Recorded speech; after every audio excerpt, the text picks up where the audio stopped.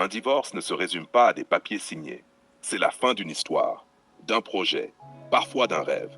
Et pourtant, ce n'est pas parce que l'amour s'éteint que le respect doit mourir avec lui. Trop souvent, les séparations dégénèrent en querelle d'ego, en vengeance déguisée ou en guerre psychologique. On oublie les enfants, on se blesse par orgueil, on veut avoir raison plutôt qu'être en paix. Mais un divorce peut être digne. Il peut se vivre sans haine, avec responsabilité et hauteur. Voici les règles essentielles pour sortir d'une relation proprement, sans tout détruire autour. 1. Quand les sentiments ne sont plus là, partir avant de trahir. Rien ne justifie la double vie. Lorsqu'on reste par habitude, par peur ou par confort, on finit par créer des blessures encore plus profondes. Mieux vaut dire la vérité avec courage que mentir avec lâcheté. Exemple concret. Un homme sent que son couple s'éteint.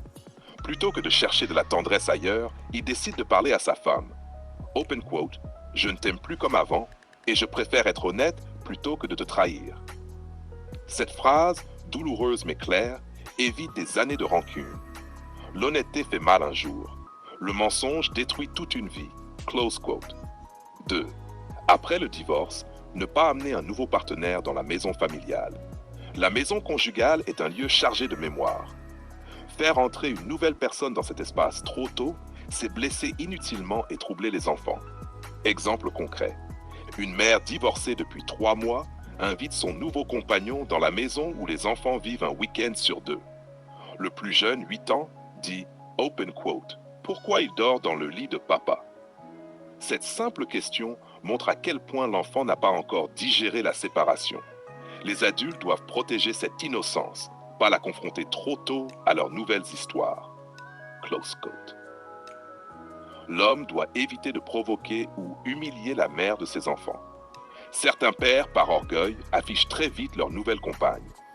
Mais en réalité, ce n'est pas de la fierté, c'est une forme de provocation déguisée. Le respect commande la discrétion, surtout quand les enfants observent. Exemple concret. Un homme envoie des photos de sa nouvelle relation sur les réseaux sociaux, sachant que son ex les verra.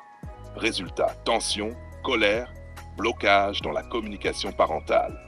Ce qui aurait pu rester un simple éloignement devient une guerre. Le silence et la pudeur valent 1000 fois mieux que la démonstration. 4. Payer la pension et respecter les droits de garde. Un devoir, pas un service.